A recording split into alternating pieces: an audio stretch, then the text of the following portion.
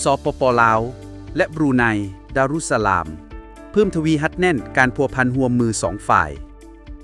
โดยตอบสนองตามการเสื้อเซินของทานดาโตะเอริวันเปฮินยูซอฟรัฐมนตรีกระทรวงการต่างประเทศผู้ที่2แห่งบรูไนดารุสสลามท่านท้องสวรรค์พรหมวิหารรัฐมนตรีกระทรวงการต่างประเทศแห่งสปป.ลาวพร้อมด้วยภรรยาและคณะได้เดินทางเยี่ยมยามบรูไนดารุสสลามอย่างเป็นทางการในระหว่างวันที่19 หา 22 ตุลา 2025เพื่อสืบต่อเสริมขยายสายพอพันมิตรภาพ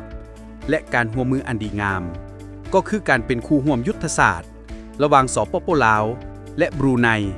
ดารุสสลามให้เติบใหญ่ขยายตัวและแน่นแฟ้นยิ่งขึ้นในวันที่20 ตุลา 2025ที่เฮือนฮับแขกอัชชารานครหลวงบรรดาเซรีเบกาวันท่านท้องสวรรค์พรหมวิหารรัฐมนตรีกระทรวงการต่างประเทศแห่งสปป.ลาวและคณะได้พบปะสองฝ่ายกับท่านดาโตะเอริวันเปฮินยูซอฟรัฐมนตรีกระทรวงการต่างประเทศผู้ที่2แห่งบรูไนดารุสสลามและคณะในการพบปะครั้งนี้สองฝ่ายได้ทบทวนคืนการพัวพันห่วมมือระหว่างประเทศในระยะผ่านมาพร้อมทั้งได้ปรึกษาหารือและแลกเปลี่ยนคำคิดเห็นเพื่อส่งเสริมการร่วมมือในต่อหน้าซึ่งได้ตีราคาสูงตัวสายพัวพันมิตรภาพและการร่วมมือที่ดี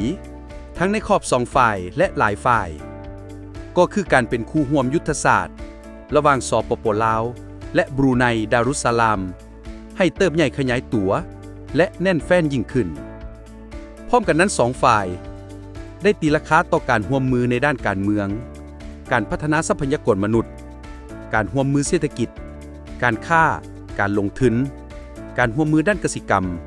พลังงานการส่งเสริมการท่องเที่ยวและสืบต่อกลไกการร่วมมือสองฝ่ายก็คือการจัดกองประชุมคณะกรรมาธิการร่วมมือว่าด้วยการร่วมมือสองฝ่ายลาวบรูไนครั้งที่5ซึ่งสองฝ่ายได้เห็นดีเป็นเอกภาพจะสืบต่อสุขอยู่แขนงการที่เกี่ยวข้องของสองประเทศในการจัดตั้งปฏิบัติบรรดาข้อตกลงที่สองฝ่ายได้ลงนามร่วมกัน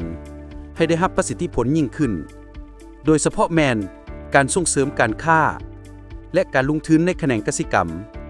และพลังงานระหว่างประเทศก็คือการส่งเสริมการไปมาหาสู่ระหว่างประชาชนสองชาติให้นับมือนับหลายขึ้นนอกจากนั้นสองฝ่ายยังได้แลกเปลี่ยนคำคิดคำเห็นต่อกับสภาพการภาคพื้นและสากลที่สองฝ่ายมีความสนใจร่วมกันโอกาสนี้ท่านรัฐมนตรีท้องสวรรค์พรหมวิหารได้ตีราคาสูงและขอบใจต่อการต้อนรับอันอบอุ่นพร้อมทั้งได้ต่างหน้าให้รัฐบาลและประชาชนลาวแสดงความขอบใจต่อรัฐบาลและประชาชนบรูไน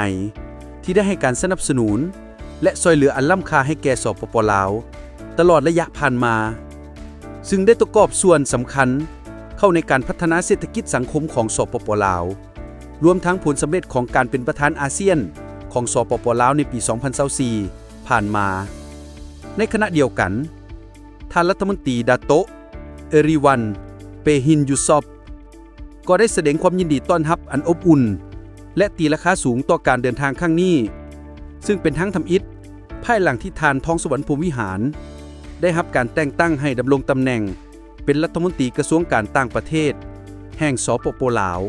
และเป็นการประกอบส่วนสำคัญเข้าในการซุกยู่และส่งเสริมสายพันธมิตรภาพและการร่วมมืออันดีงามระหว่างบรูไนดารุสสลามให้นับมือนับเกิดดอกออกผลยิ่งขึ้นข่าวจากกระทรวงการต่างประเทศ